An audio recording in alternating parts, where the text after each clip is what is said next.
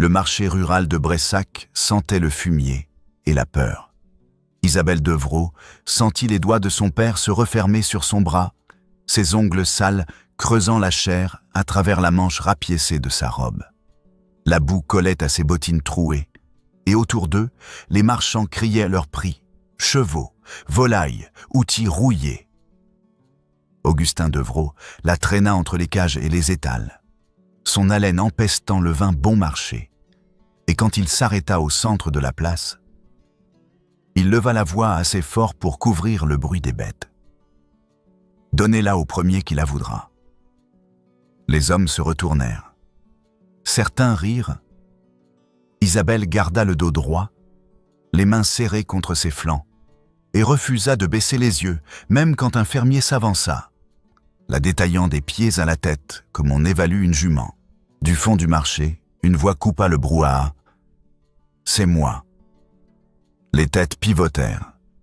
Un homme descendit de cheval, ses bottes cirées, craquant dans la boue. Il portait un manteau de laine sombre, coupé avec une précision qui n'appartenait pas à ce lieu. Ses cheveux bruns étaient tirés en arrière, et quand il traversa la foule, les marchands s'écartèrent sans qu'il ait besoin de parler. Il ne regarda pas Augustin. Il regarda Isabelle, et ses yeux gris se posèrent sur elle avec une intensité qui n'avait rien à voir avec la curiosité du fermier. « Isabelle Devrault, » dit-il. Elle cligna des yeux. Il connaissait son nom. Augustin lâcha son bras et se tourna vers l'inconnu, les yeux plissés, calculateur. « Monsieur le duc, » dit-il, et sa voix changea, devint plus douce, plus prudente. « Vous connaissez ma fille ?» Il répondit calmement. « Je connais son nom. C'est suffisant. Alors vous savez qu'elle vaut bien plus que ce que ces paysans pourraient offrir, » dit Augustin, et il sourit, montrant des dents jaunies. « 10 fois son prix, c'est ce que j'ai dit. » Le duc s'avança encore, et Isabelle vit la ligne dure de sa mâchoire, la façon dont ses mains restaient immobiles le long de son corps. « Vous n'avez pas dit un prix, » dit-il. « Vous avez dit « le premier qui la voudra ». Je la veux. Le prix, c'est votre silence. Vous ne l'approchez plus. Jamais. » Augustin ouvrit la bouche, la referma. Autour d'eux, les marchands s'étaient tus, et Isabelle sentit le poids de tous ses regards. Le fermier qui s'était avancé recula d'un pas, les mains levées, et disparut dans la foule. « Monsieur le duc, » commença Augustin, « je suis son père, et vous ne pouvez pas simplement... » Sa voix trancha. « Je peux, et je le fais. Maintenant. » Il tendit la main vers Isabelle, paume ouverte, et elle fixa cette main gantée de cuir fin, propre, sans une trace de boue. Derrière elle, son père respirait fort, et elle sentit la tension dans l'air, la violence potentielle qui flottait toujours autour d'Augustin quand il était contrarié. Mais quelque chose dans la posture du duc, la façon dont il se tenait entre elle et le reste du marché, comme un mur vivant, changea le calcul. Isabelle ne prit pas la main offerte. Elle se tourna vers son père. « Vous m'avez traîné ici comme une bête, » dit-elle, et sa voix était basse, calme, glaciale. « Vous m'avez offerte à côté des chevaux, devant des hommes qui ont ri. Vous n'avez plus le droit de me toucher. » Augustin recula comme si elle l'avait giflé. Puis, il se tourna vers le duc, et son visage reprit cette expression calculatrice. « Très bien, » dit-il. « Mais je veux la somme, maintenant. » Le duc sortit une bourse de sous son manteau et la tendit. Augustin l'ouvrit, compta rapidement et hocha la tête. « C'est un plaisir de faire affaire avec vous, monsieur le duc. » Il ordonna froidement. « Disparaissez. » Augustin glissa la bourse dans sa poche et s'éloigna sans un regard pour sa fille. Isabelle le regarda partir, cette silhouette voûtée qui se fondait dans la foule, et elle ne ressentit rien. Pas de chagrin, pas de colère, juste un vide froid qui ressemblait à la fin de quelque chose. Le duc se tourna vers elle. « Mon carrosse est à l'arrière du marché, » dit-il. « Vous pouvez monter ou rester. C'est votre choix, pas le mien, mais pas le sien. » Isabelle regarda autour d'elle. Les marchands avaient repris leurs cris, les bêtes leur bruit. Le fermier qui l'avait détaillé discutait maintenant avec un vendeur de chevaux. Personne ne la regardait plus. Elle était redevenue invisible, sauf pour cet homme aux yeux gris qui attendait, immobile, sans la presser.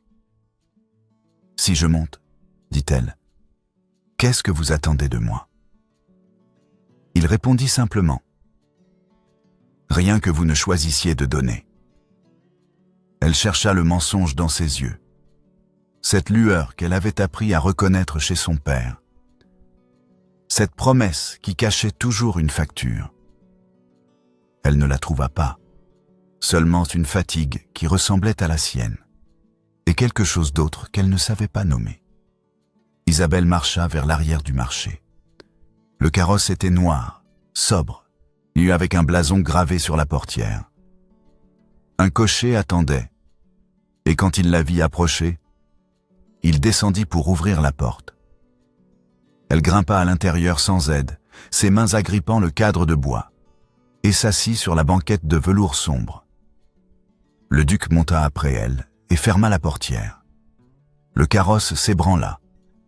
À travers la petite fenêtre, Isabelle vit le marché s'éloigner, les étals, les cages, les hommes qui continuaient à négocier comme si rien ne s'était passé. Elle ne chercha pas son père dans la foule. Elle regarda droit devant elle, les mains posées sur ses genoux, et attendit que l'homme assis en face d'elle parle. Il ne dit rien pendant les 10 premières minutes. Puis, alors que le carrosse quittait Bressac et s'engageait sur la route de campagne, il retira ses gants et les posa sur le siège, à côté de lui. « Je m'appelle Théodore de Montvallon, » dit-il. « Nous nous marierons dans 3 jours. Le notaire viendra au domaine. Vous aurez vos propres appartements, accès à la bibliothèque, et vous pourrez aller où vous voulez sur le domaine. » Isabelle tourna la tête vers lui. « Pourquoi ? Parce que ce que votre père a fait aujourd'hui ne devrait jamais arriver à personne, » répondit Théodore. Elle insista.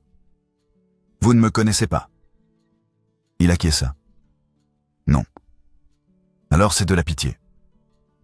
Il la regarda, et pour la première fois, elle vit quelque chose bouger dans ses yeux. « Ce n'est pas de la pitié, » dit-il. « C'est de la colère. » Isabelle détourna le regard et fixa la fenêtre. Les champs défilaient, verts et bruns, parsemés de fermes isolées. Le printemps arrivait, mais l'air était encore froid, et elle sentit un frisson la parcourir. Mais elle croisa les bras sur sa poitrine et ferma les yeux. 3 jours plus tard, elle se tenait devant un notaire dans une pièce froide du domaine de Montvallon. Théodore était à côté d'elle, vêtu d'un costume sombre, et 2 témoins qu'elle ne connaissait pas se tenaient près de la porte.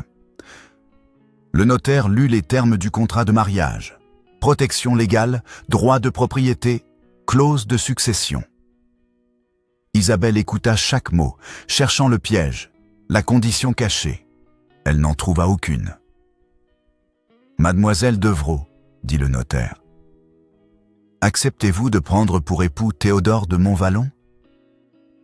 Elle regarda Théodore. Il ne souriait pas. Il ne la regardait même pas. Il fixait le notaire, les mains jointes derrière le dos, et elle se demanda si c'était ainsi qu'il avait vécu toute sa vie, enfermé dans une discipline qui ne laissait rien transparaître. Elle répondit clairement. « Oui. » Le notaire se tourna vers Théodore. « Monsieur le duc, acceptez-vous de prendre pour épouse Isabelle Devrault ?» Il confirma. « Oui. »« Alors vous êtes mariés. Signez ici. » Isabelle prit la plume que le notaire lui tendait et signa son nom en bas du document. Son écriture était nette, précise, formée par des années de lecture dans le bureau de son père. Théodore signa après elle, et les témoins apposèrent leur signature. Le notaire roula le document, le scella et le tendit à Théodore. « Félicitations, monsieur le duc. Madame la duchesse ?» Isabelle ne se sentait pas duchesse. Elle se sentait comme une fille vendue au marché, qui avait simplement changé de propriétaire. Le domaine de Montvallon s'étendait sur des hectares de terres cultivées, de forêts, de jardins soigneusement entretenus. La maison elle-même était immense, construite en pierre grise, avec des tourelles aux angles et des fenêtres hautes qui reflétaient le ciel. Isabelle la regarda depuis le perron et se demanda combien de pièces elle contenait, combien de couloirs elle devrait apprendre à naviguer pour ne pas se perdre. Une femme d'âge moyen attendait dans le hall d'entrée, les mains croisées devant elle. Elle portait une robe de laine noire et ses cheveux gris étaient tirés en un chignon strict. Quand Isabelle entra, elle inclina légèrement la tête. « Madame la duchesse, » dit-elle. « Je suis Madame Lorrain, la gouvernante. Monsieur le duc m'a demandé de vous montrer vos appartements. » Isabelle suivit Madame Lorrain dans l'escalier principal, leurs pas résonnant sur le marbre. Elles passèrent de concert devant des portraits de famille, des tapisseries anciennes, des portes fermées qui menaient à des pièces inconnues. Au deuxième étage, Madame Lorrain ouvrit une double porte et s'effaça pour laisser entrer Isabelle. Les appartements étaient vastes. Un salon avec des fauteuils près de la cheminée, une chambre avec un lit à baldaquin recouvert de drap blanc, un cabinet de toilette avec une baignoire en cuivre. Les fenêtres donnaient sur les jardins, et la lumière du jour filtrait à travers les rideaux de dentelle. « Monsieur le duc occupe l'aile ouest, » dit Madame Lorrain. « Vos appartements sont dans l'aile est. Vous avez accès à toutes les pièces communes, la bibliothèque, et le salon de musique, la salle à manger. Si vous avez besoin de quoi que ce soit, sonnez et une domestique viendra. » Isabelle entra dans la chambre et posa la main sur le montant du lit. Le bois était lisse, ciré, froid sous ses doigts. « Madame Lorrain, » dit-elle, « quand le duc me demandera-t-il de payer pour tout ceci ?» Madame Lorrain la regarda, et quelque chose passa sur son visage. Pas de la pitié, mais une compréhension qui ressemblait à du respect. « Il ne vous demandera rien, madame, » dit-elle. « C'est un homme de parole. » Isabelle murmura. « Tous les hommes disent ça. » Madame Lorrain acquiesça. « Oui, mais lui, il le vit. » Elle sortit, refermant doucement la porte derrière elle. Isabelle resta debout au milieu de la chambre, entourée de meubles qu'elle n'avait pas choisis, dans une maison qui ne lui appartenait pas, mariée à un homme qu'elle ne connaissait pas. Elle s'assit sur le bord du lit et attendit que la peur ou le soulagement arrive. Aucun des deux ne vint, seulement ce vide froid qui l'habitait depuis le marché. La première semaine passa dans un silence poli. Isabelle et Théodore prenaient leur repas ensemble dans la salle à manger, assis à chaque extrémité d'une longue table. Ils se parlaient uniquement quand c'était nécessaire. « Passez-moi le sel, s'il vous plaît » ou « Le temps sera pluvieux demain ». Le reste du temps, ils mangeaient en silence, et Isabelle observait cet homme qu'il avait épousé par colère. Il ne souriait jamais. Il ne la touchait jamais. Il ne venait jamais dans son aile de la maison. Le soir, il disparaissait dans ses appartements, et Isabelle restait seule dans les siens, assise près de la fenêtre, se regardant les jardins s'assombrir. Le troisième jour, elle explora la bibliothèque. La pièce occupait tout un côté du rez-de-chaussée, avec des étagères qui montaient jusqu'au plafond et une échelle mobile pour atteindre les volumes les plus hauts. Isabelle passa les doigts sur les reliures de cuir, lisant les titres gravés en lettres dorées. Philosophie, histoire, sciences naturelles, littérature. Elle reconnut certains titres, des livres que son père avait possédés autrefois, avant de les vendre pour payer ses dettes. Elle retira un volume de Montaigne et l'ouvrit. Dans la marge, une annotation à l'encre noire. La vraie liberté est de pouvoir toute chose sur soi. L'écriture était précise, disciplinée, différente de celle de son père. « Vous aimez Montaigne ?» Isabelle se retourna. Théodore se tenait dans l'embrasure de la porte, les mains dans les poches de son pantalon. « Mon père me faisait lire ses essais quand j'étais enfant, » dit-elle. « Le vôtre aussi, » dit Théodore. Il entra dans la bibliothèque et s'arrêta devant une des étagères. Augustin Devrault était un brillant érudit. Avant. Isabelle referma le livre. « Vous le connaissiez ?» Il confirma brièvement. « Oui. » Elle insista. « Avant le marché ?» Il répéta. « Oui. » Elle attendit qu'il continue, mais il ne dit rien de plus. Il retira un livre de l'étagère, l'ouvrit, lut quelques lignes, puis le remit en place. Isabelle le regarda, cherchant à comprendre cet homme qui parlait si peu, qui se déplaçait comme s'il portait un poids invisible sur ses épaules. « Pourquoi ne me l'avez-vous pas dit ?» demanda-t-elle. « Parce que ce n'était pas important, » répondit Théodore. « Ce qui était important, c'était de vous sortir de là. » Elle demanda doucement. « Et maintenant ?» Il la regarda enfin, et elle vit cette fatigue dans ses yeux, cette lassitude qui ne venait pas du manque de sommeil, mais de quelque chose de plus profond. « Maintenant, vous êtes ici ?» dit-il. « Vous êtes en sécurité. C'est suffisant. » Il sortit de la bibliothèque sans un mot de plus. Isabelle resta seule avec le livre de Montaigne dans les mains, et elle se demanda si la sécurité était vraiment suffisante quand on ne savait pas combien de temps elle durerait. Le 5e jour, elle découvrit une porte fermée à clé au 2e étage, dans un couloir qu'elle n'avait pas encore exploré. Elle essaya la poignée, mais elle ne bougea pas. Isabelle resta devant cette porte, la main sur le métal froid, et se demanda ce qu'elle cachait. Le lendemain matin, Madame Laurin la trouva dans le couloir. « Vous cherchez quelque chose, madame ?»« Cette porte, » dit Isabelle. « Où mène-t-elle » Madame Laurin sortit un trousseau de clés de sa poche et déverrouilla la porte. « Monsieur le duc a fait préparer cette pièce pour vous, » dit-elle. « Il pensait que vous aimeriez peut-être avoir un espace à vous. » Elle ouvrit la porte et Isabelle entra. La pièce était inondée de lumière. 3 grandes fenêtres donnaient sur les jardins. Et le soleil du matin illuminait chaque coin. Au centre, un bureau en chêne, vide. Contre le mur, des chevalets, des toiles vierges, des boîtes de fusains, de pastels, de pinceaux rangés avec soin. Une table couverte de papier de différentes textures. Un tabouret près de la fenêtre.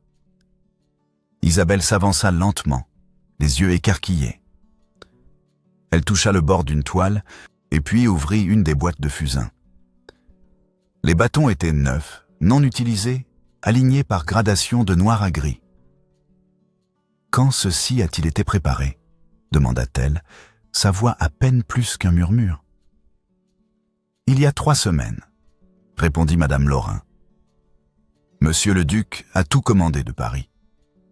3 semaines.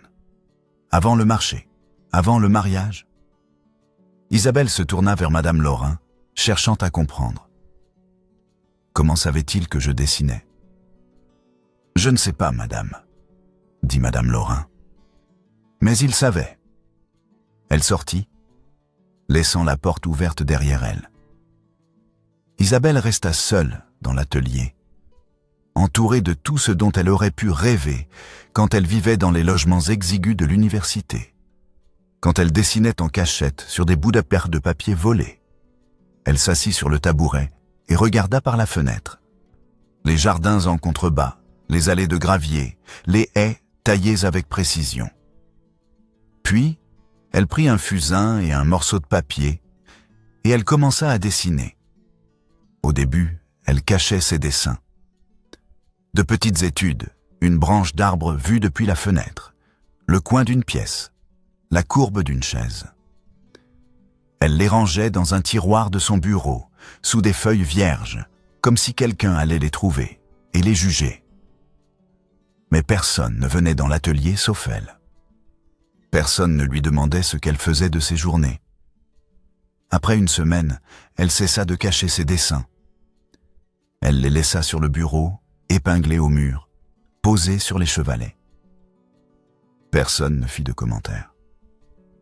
Madame Laurin entrait parfois pour apporter du thé, et elle regardait les dessins avec un hochement de tête approbateur.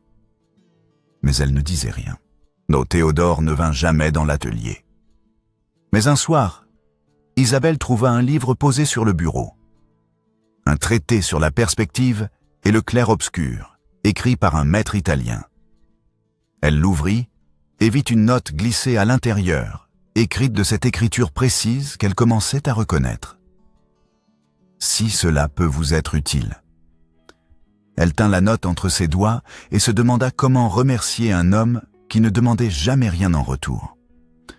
Le 10e jour, ils furent invités à dîner chez des voisins. Le domaine de la famille Marchand se trouvait à 1 heure de carrosse.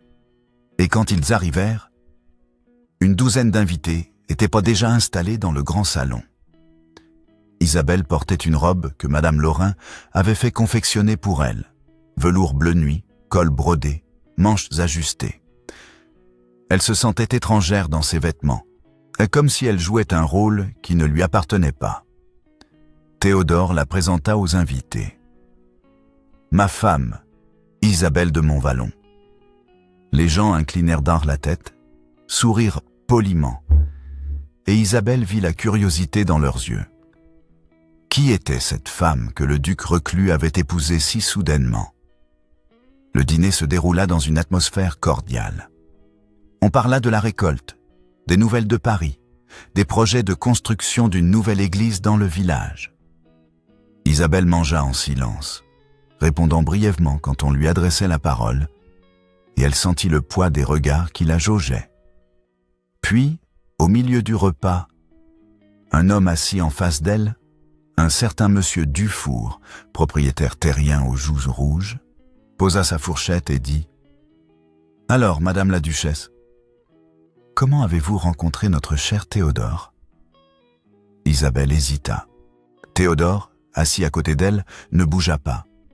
« Au marché de Bressac », dit-elle simplement. Monsieur Dufour rit. « Ah, le marché! Quelle charmante histoire! On y trouve toujours des choses intéressantes, n'est-ce pas?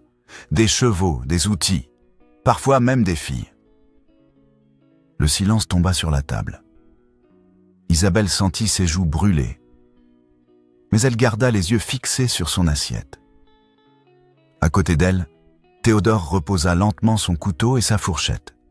« Monsieur Dufour, dit-il, et sa voix était basse, calme, glaciale. Vous venez de manquer de respect à ma femme. » Monsieur Dufour leva les mains, souriant. « Allons, Théodore, c'était une plaisanterie. » Théodore se leva. « Nous partons. » Il se tourna vers Isabelle et lui tendit la main. Elle la prit et ils sortirent de la salle à manger, sous les regards médusés des invités. Dans le hall, un domestique apporta leur manteau. Et ils montèrent dans le carrosse sans un mot. Le trajet du retour se fit dans un silence absolu. Isabelle regardait par la fenêtre, les mains serrées sur ses genoux, et elle sentit une rage froide monter en elle.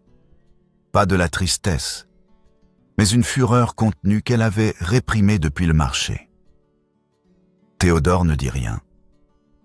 Il regardait droit devant lui, le visage impassible, mais elle vit la tension dans ses mâchoires, la façon dont ses mains se crispaient sur ses genoux. Quand ils arrivèrent au domaine, il descendit du carrosse et lui tendit la main pour l'aider. « Je suis désolé, » dit-il. Elle demanda calmement. « Pourquoi ? Vous n'avez rien fait.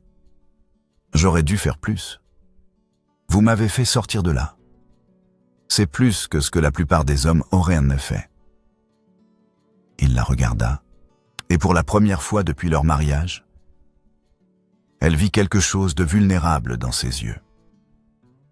Ce qu'il a dit était vrai, termina Isabelle. J'ai été trouvée au marché, à côté des chevaux. C'est un fait. Les gens le sauront toujours.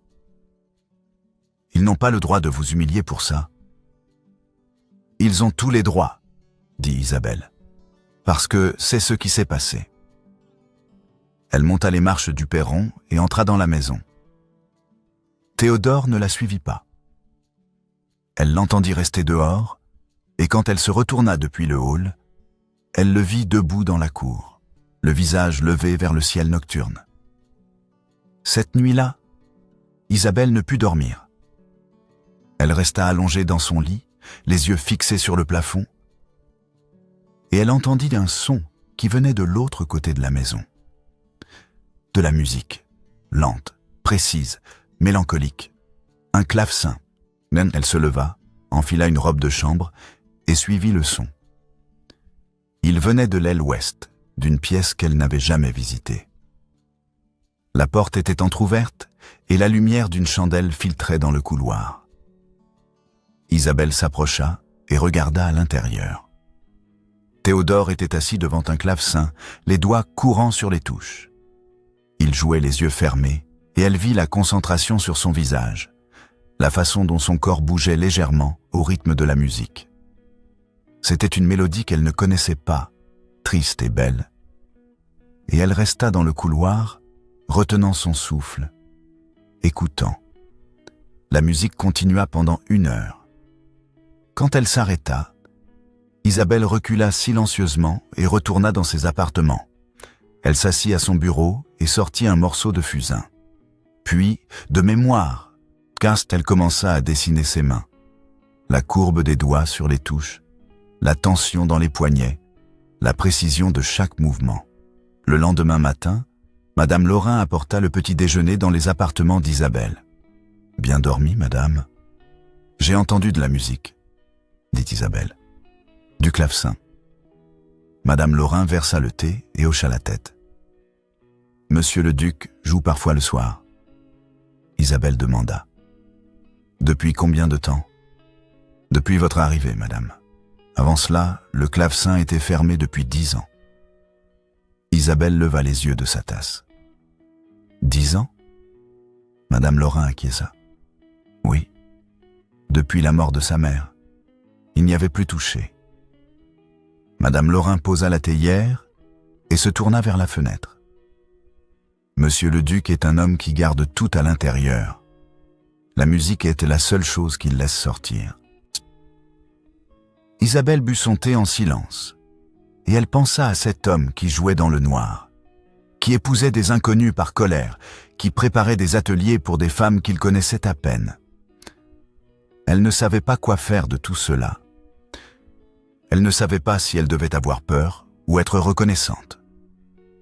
Ce soir-là, elle retourna dans le couloir et écouta de nouveau. La musique était différente, plus rapide, plus complexe. Elle resta debout dans l'ombre, le dos contre le mur, et elle ferma les yeux. Quand la musique s'arrêta, elle ne bougea pas. Elle entendit Théodore se lever, la chandelle s'éteindre, ses pas s'éloigner dans le couloir. Seulement alors, elle retourna dans ses appartements et continua son dessin. 3 jours plus tard, Isabelle découvrit l'astrolabe. Elle était dans l'atelier, travaillant sur une étude de lumière, et quand elle remarqua un objet sur le coin du bureau qu'elle n'avait pas vu auparavant. Un instrument en laiton, complexe, avec des cercles gravés et des inscriptions en latin. Elle le prit dans ses mains et le tourna lentement, reconnaissant immédiatement ce que c'était. Un astrolabe. Exactement comme celui que son père possédait dans son bureau à l'université. Même taille, même fabricant. Elle reconnut la signature gravée au dos. Ses mains se mirent à trembler. Elle posa l'astrolabe sur le bureau et recula d'un pas. Puis elle sortit de l'atelier et descendit l'escalier, cherchant Théodore. Elle le trouva dans la bibliothèque, assis à son bureau, lisant un document. « Vous connaissiez mon père » dit-elle sans préambule. Théodore leva les yeux. « Oui, je vous l'ai déjà dit. » Elle répéta « Avant le marché. » Il confirma. « Oui. »« Ah, alors c'est de la pitié. » Isabelle entra dans la bibliothèque, les poings serrés. « Vous avez vu la fille de votre collègue vendue dans la boue, et votre conscience n'a pas supporté. Vous m'avez épousée parce que vous aviez pitié de moi. » Théodore se leva lentement. « Ce n'était pas de la pitié, dit-il. C'était de la colère. »« La colère et la pitié produisent le même mariage, » répliqua Isabelle. « Un mariage où l'une doit tout à l'autre. » Il répondit fermement. « Je ne vous demande rien. » « Vous n'avez pas besoin de demander ?» Isabelle sentit sa voix monter et elle ne fit rien pour la retenir. « Chaque geste que vous faites me le rappelle. L'atelier, les livres, la musique. Tout me dit que je vous dois quelque chose que je ne pourrai jamais rembourser. » Théodore fit le tour du bureau et s'arrêta devant elle. « Je ne veux pas être remboursé. » Elle demanda avec force. « Alors qu'est-ce que vous voulez ?» Il ne répondit pas. Il la regarda et elle vit quelque chose passer dans ses yeux.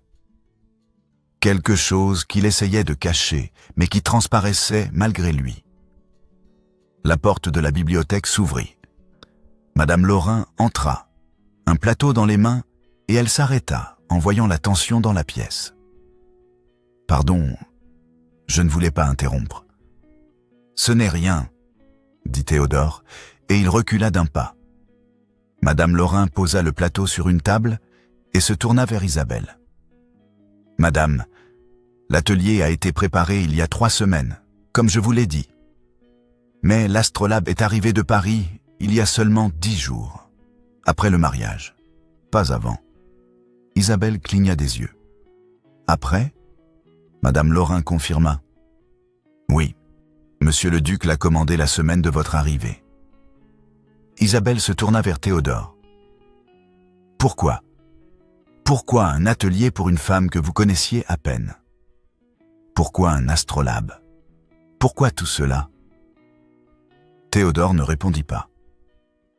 Il regarda Madame Laurin, puis Isabelle, et elle vit qu'il luttait pour trouver les mots. Finalement, il secoua la tête.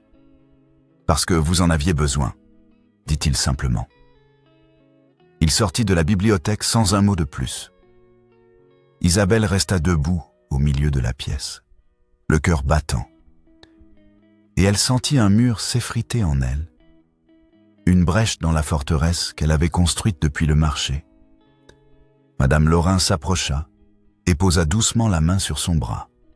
« Madame, » dit-elle, « Monsieur le Duc est un homme qui ne sait pas parler. Mais il sait faire. Donnez-lui le temps de trouver les mots. » Isabelle hocha la tête, incapable de parler.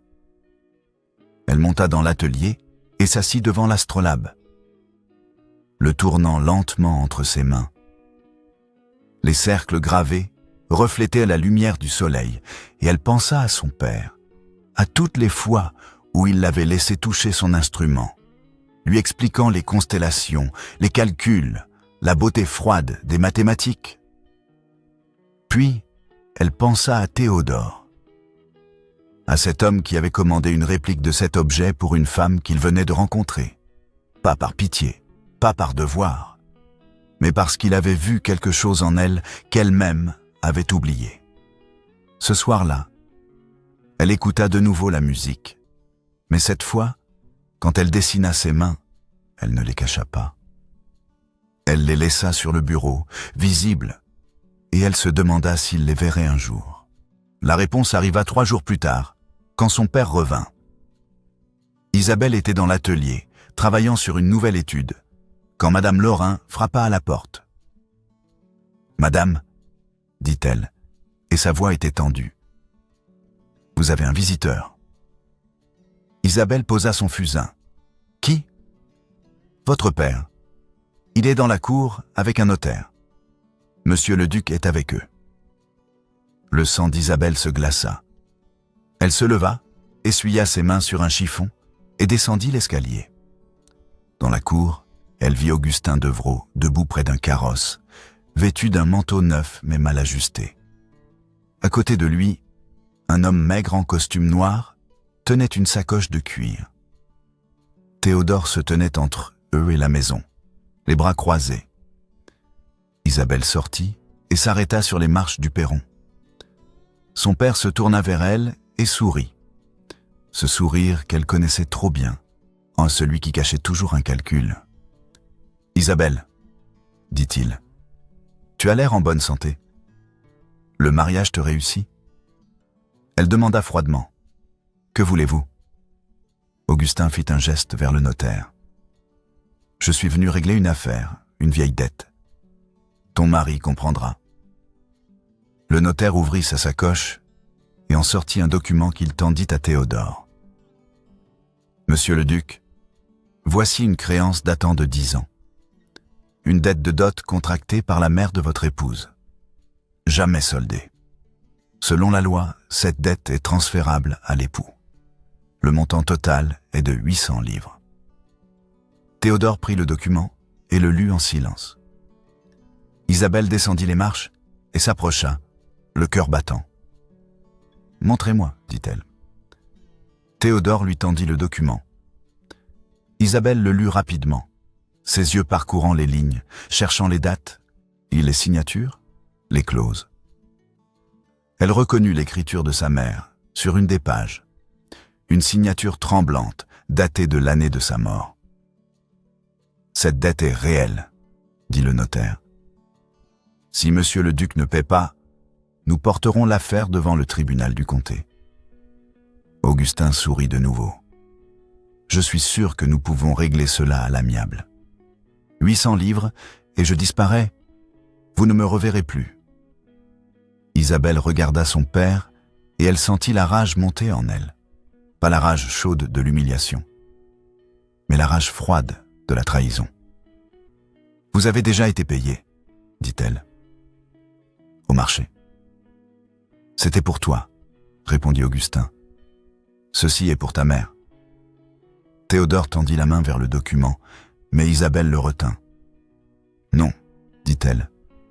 Laissez-moi le garder. » Théodore la regarda, surpris. « Isabelle, donnez-moi un jour, dit-elle.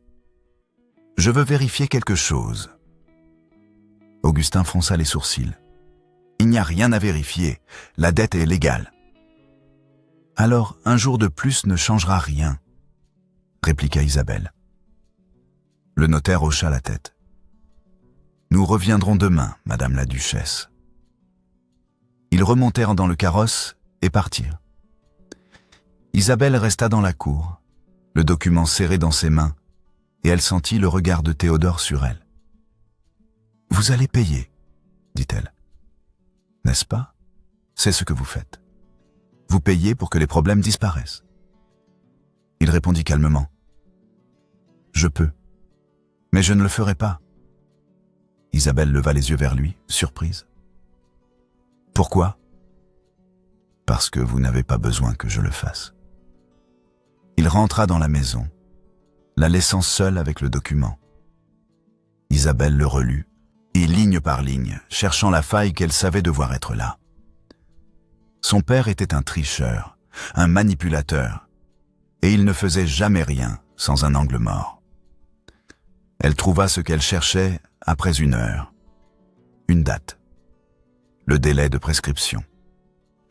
La dette datait de 10 ans, mais selon la loi, une créance de dot devait être réclamée dans les 6 ans suivant le décès du débiteur. Sa mère était morte il y a 10 ans. La créance était prescrite. Isabelle posa le document sur le bureau de l'atelier et sourit. Un sourire froid, sans joie. Puis, elle passa le reste de la soirée à préparer ce qu'elle allait dire. Cette nuit-là, elle ne put dormir. Elle resta assise dans le couloir, à l'extérieur de ses appartements, le dos contre le mur, les genoux remontés contre sa poitrine. Elle entendit la musique venir de l'aile ouest, mais elle ne bougea pas. Elle resta là, dans le noir, et elle pensa à tout ce qui s'était passé depuis le marché. Des pas résonnèrent dans le couloir. Théodore apparut, une chandelle à la main. Il s'arrêta en la voyant et fronça les sourcils. « Isabelle ?» Elle répondit doucement. « Je ne pouvais pas dormir. » Il s'assit à côté d'elle, pas en face, mais à côté, le dos contre le même mur. Leurs épaules se touchèrent, et Isabelle sentit la chaleur de son corps à travers le tissu de sa robe de chambre. Ils restèrent ainsi pendant plusieurs minutes, sans parler, écoutant le silence de la maison endormie. « Pourquoi ne payez-vous pas la dette ?» demanda finalement Isabelle. « Parce que si je paie, dit Théodore, vous penserez que je vous ai sauvé une deuxième fois, et vous me devrez encore plus. » Isabelle ferma les yeux. « Je ne veux pas vous devoir quoi que ce soit. » Il murmura. « Je sais. Mais je ne sais pas comment arrêter. » Théodore tourna légèrement la tête vers elle. « Vous n'arrêtez pas en me remboursant, dit-il. Vous arrêtez en vivant. » Isabelle ouvrit les yeux et le regarda. Dans la faible lumière de la chandelle, elle vit son visage, les lignes de fatigue autour de ses yeux, la tension dans sa mâchoire, la vulnérabilité qu'il essayait toujours de cacher. « Vous jouez du clavecin pour moi, dit-elle. N'est-ce pas ?» Il ne répondit pas immédiatement. Puis, il hocha la tête. « Oui. » Elle demanda doucement. « Pourquoi ? Parce que je ne sais pas comment vous parler, dit-il. Mais je sais comment jouer. » Isabelle sentit ses défenses céder, cette dernière muraille qu'elle avait érigée pour se protéger. Elle posa la tête contre le mur et ferma les yeux. « Demain, je confronterai mon père, dit-elle. Je ne veux pas que vous interveniez. Laissez-moi faire. » Il accepta simplement. « D'accord. » Ils restèrent assis dans le couloir jusqu'à ce que la chandelle s'éteigne. Puis ils se levèrent et retournèrent chacun dans leurs appartements. Mais quelque chose avait changé entre eux. Une compréhension silencieuse qui n'avait pas besoin de mots. Le lendemain matin, Augustin Devrault revint avec le notaire. Cette fois, Théodore fit ouvrir les portes de la salle commune et demanda à Madame Lorrain et 3 domestiques de rester présents. Isabelle descendit, vêtue d'une robe simple mais soignée, les cheveux tirés en arrière, le document à la main. Augustin sourit en la voyant. « Isabelle, j'espère que tu as convaincu ton mari de régler cette affaire rapidement. » Isabelle posa le document sur la table, au centre de la pièce. « Cette créance est prescrite, » dit-elle. Le sourire d'Augustin vacilla. « Quoi ?» Isabelle se tourna vers le notaire. « Monsieur, la dette date de 10 ans. Ma mère est décédée il y a 10 ans. Selon la loi, une créance de dot doit être réclamée dans les 6 ans, suivant le décès du débiteur. Le délai de prescription est dépassé de 4 ans. Vérifiez. » Le notaire prit le document et le relut attentivement. Son visage pâlit. « Madame la duchesse a raison, dit-il enfin. La créance est prescrite. Elle n'a plus de valeur légale. » Augustin se tourna vers sa fille, les yeux rétrécis. « Tu as toujours été trop intelligente pour ton propre bien. »« J'ai appris de vous, » répliqua Isabelle. « Vous m'avez appris à lire les contrats, à chercher les failles. Vous m'avez appris que tout a un prix. Et maintenant tu me jettes dehors ?» Augustin fit un pas vers elle, et Isabelle vit la colère dans ses yeux. « Après tout ce que j'ai fait pour toi, je t'ai nourri, élevé, je t'ai donné une éducation. Vous m'avez vendu dans un marché à côté des chevaux. » Coupa Isabelle, et sa voix était froide, calme, sans trembler. « Devant des hommes qui riaient, vous m'avez traîné dans la boue, et vous m'avez offerte au premier qui voulait bien payer. Vous n'avez pas le droit de me parler de dette. Sans moi, tu n'aurais pas ce duc, cette maison.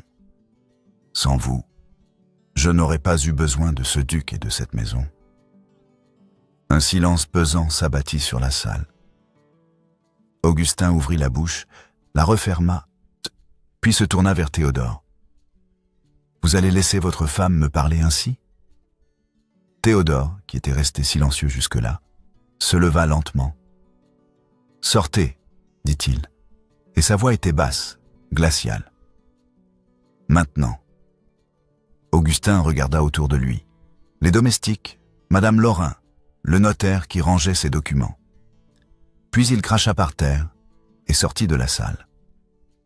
Le notaire le suivit, s'excusant à voix basse. Quand la porte se referma, Isabelle sentit ses jambes trembler. Elle s'assit sur une chaise et posa les mains à plat sur la table pour les empêcher de bouger. Théodore s'approcha et s'assit en face d'elle.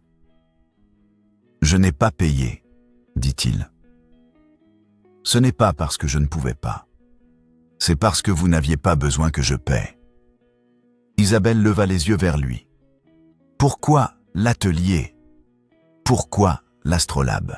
Même pourquoi la musique le soir quand vous pensez que je n'entends pas? Pourquoi tout cela ?» Théodore la regarda, et pour la première fois, elle vit la peur dans ses yeux. Pas la peur du danger, mais la peur de dire la vérité. « Parce que je vous ai épousé pour vous sauver, » dit-il lentement. « Et que quelque part entre le marché et ce matin, j'ai cessé de vous sauver et j'ai commencé à vous aimer. Et je ne peux pas vous le dire, parce que chaque fois que je vous donne quelque chose, vous entendez la voix de votre père. » Isabelle sentit les larmes monter, mais elle les retint. « Vous m'aimez ?» Il confirma simplement. « Oui. » Elle demanda. « Depuis quand ? » « Depuis la première fois que je vous ai vu dessiner, depuis que vous avez corrigé le jardinier sur le nom d'une plante, depuis que vous avez cité Montaigne, sans même y penser. » Il se pencha en avant, les mains jointes. « Je suis tombé amoureux de ce que vous faites quand vous croyez que personne ne regarde. » Madame Laurin, qui se tenait près de la porte, s'approcha. « Monsieur le duc joue du clavecin le soir depuis 5 semaines, madame, » dit-elle doucement. « Avant votre arrivée, cet instrument était fermé depuis 10 ans. » Isabelle regarda Théodore, puis Madame Laurin, puis de nouveau Théodore. « Vous avez ouvert le clavecin pour moi. » Il acquiesça. « Oui. » « Vous avez préparé l'atelier pour moi. » Il répéta. « Oui. » « Vous m'avez défendu chez les marchands. Vous avez refusé de payer mon père. Vous avez fait tout cela. Parce que je vous aime, » termina Théodore. Et je ne sais pas comment le dire autrement. Isabelle se leva et marcha vers la fenêtre. Elle regarda les jardins, les allées de gravier, les haies taillées avec précision. Puis elle se tourna vers lui. « Je vous ai dessiné, » dit-elle. « Depuis la 3e semaine. Vos mains sur le clavecin, je les ai dessinées encore et encore. » Théodore se leva. « Je sais. » Elle demanda surprise. « Vous saviez ?» Il confirma. « Oui. Je jouais plus lentement pour que vous ayez le temps de finir. » Isabelle sentit un rire monter dans sa gorge, un rire qu'elle n'avait pas entendu depuis des années. « Vous jouiez lentement, » il répéta. « Oui. » Elle insista. « Pour moi. » Il confirma encore. « Oui. » Elle traversa la pièce et s'arrêta devant lui. « Je ne vous aime pas encore, » dit-elle, et elle vit la douleur passer sur son visage. « Mais je pourrais, si vous me laissez le temps. Si vous arrêtez de me sauver et commencez simplement à être là. » Théodore hocha la tête. « Je peux faire ça. » Elle murmura. « Alors faites-le maintenant. » Il la regarda, et elle vit la question dans ses yeux. Elle hocha la tête, et il se pencha lentement, lui laissant le temps de reculer. Elle ne recula pas. Quand leurs lèvres se touchèrent, elle sentit le goût du sel et de la poussière, et elle comprit que c'était le goût de quelque chose qui avait été gagné, pas donné. Le baiser dura quelques secondes, puis il recula. Vous avez vaincu votre père aujourd'hui, dit-il, par vos propres compétences. Je n'ai rien fait. Vous avez fait la chose la plus difficile, répondit Isabelle. Vous m'avez laissé me battre seul. Ils restèrent debout dans la salle commune, entourés de témoins silencieux. Et Isabelle sentit que quelque chose avait changé. Pas seulement entre eux, mais en elle. Et elle n'était plus la fille vendue au marché. Elle était la femme qui avait vaincu son père avec ses propres armes. Les semaines qui suivirent furent différentes. Isabelle et Théodore commencèrent à parler, pas seulement des choses superficielles, mais des choses qui comptaient. Il lui raconta sa mère, sa mort, les 10 années de silence qui avaient suivi. Elle lui parla de son enfance, des livres qu'elle avait lus, des rêves qu'elle avait eus avant que son père ne les détruise un par un. Le soir, elle l'écoutait jouer. Mais maintenant, elle entrait dans la pièce au lieu de rester dans le couloir. Elle s'asseyait près de la fenêtre, son carnet de croquis sur les genoux, et elle dessinait pendant qu'il jouait. Il ralentissait toujours au passage difficile, et elle souriait, sachant qu'il le faisait pour elle. Un matin, elle accrocha 3 dessins dans la grande salle. Le premier qu'elle rendait public. Un portrait de Madame Laurin, debout près d'une fenêtre, la lumière illuminant son visage. L'astrolabe en clair-obscur, ses cercles gravés brillant dans l'ombre. Et un troisième. Des mains sur un clavecin, pas de visage, juste les mains, les doigts touchant les touches avec une précision qui parlait de discipline et de vulnérabilité. Théodore entra dans la grande salle et s'arrêta devant les dessins. Il resta silencieux pendant plusieurs minutes. Puis, il se tourna vers elle. « Vous m'avez dessiné. » Elle confirma. « Oui. C'est la première fois que vous accrochez vos dessins. » Elle répéta. « Oui. » Il demanda. « Pourquoi maintenant ?» Isabelle s'approcha et se tint à côté de lui. « Parce que je ne me cache plus. » Il prit sa main et la serra doucement. « Votre mère s'appelait comment ?» Elle répondit. « Marguerite. »« Joli nom, » dit Madame Laurin depuis la porte. « Ce serait un bon nom pour le premier dessin que vous vendriez, si vous décidiez de le faire. » Isabelle regarda Théodore surprise. « Vendre ? Pourquoi pas ?» dit-il. « Vous êtes doué, les gens devraient voir votre travail. » Elle demanda. « Vous seriez d'accord ?»« Ce n'est pas à moi de décider, » répondit Théodore. « C'est votre choix, comme tout le reste. » Isabelle sourit, un vrai sourire, qui venait du fond de son cœur. « Alors, peut-être. Un jour ?» L'été arriva, et avec lui, la lumière dorée qui inondait l'atelier chaque matin. Isabelle passait ses journées à dessiner, et Théodore venait parfois s'asseoir à côté d'elle, tenant l'astrolabe, lui tournant les cercles lentement pendant qu'elle croquait les engrenages. Il ne parlait pas toujours. Parfois, le silence était suffisant. Un matin, alors qu'elle travaillait sur une nouvelle étude, Théodore entra et posa une lettre sur le bureau. « De Paris ?» dit-il. « Votre père a essayé de contacter un avocat pour rouvrir l'affaire de la créance.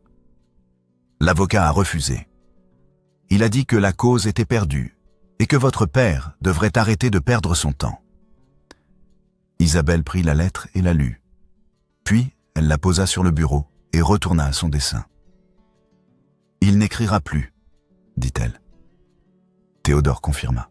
« Non, il ne le fera pas. » Isabelle continua à dessiner, et elle sentit une légèreté qu'elle n'avait jamais connue. La porte de l'atelier était ouverte sur la cour, et le soleil entrait à flot. L'astrolabe tournait lentement sur le bureau, ses cercles reflétant la lumière. Dans la pièce d'à côté, le clavecin était ouvert, prêt pour la soirée. Elle regarda Théodore, assis à côté d'elle, et elle réalisa qu'elle n'avait plus peur. Plus peur de lui devoir quelque chose. plus peur d'être sauvée. Parce qu'elle s'était sauvée elle-même, et maintenant elle pouvait choisir de l'aimer, pas par obligation, mais par désir. « Je crois que je vous aime », dit-elle. Théodore leva les yeux, surpris. « Vous croyez ?» Elle sourit. « Non, je sais, je vous aime. » Il se pencha et l'embrassa, et cette fois, le baiser dura plus longtemps. Quand ils se séparèrent, il posa son front contre le sien. « Je vous aime aussi, » murmura-t-il. « Depuis le début. » Elle répondit doucement. « Je sais. Vous me l'avez dit avec chaque note que vous avez jouée. » Ils restèrent assis dans l'atelier, entourés de lumière et de dessins, et Isabelle sut que c'était le début de quelque chose de nouveau. Pas une fin, mais un commencement. Pas un sauvetage, mais un choix. Et pour la première fois depuis le marché de Bressac, elle se sentit libre.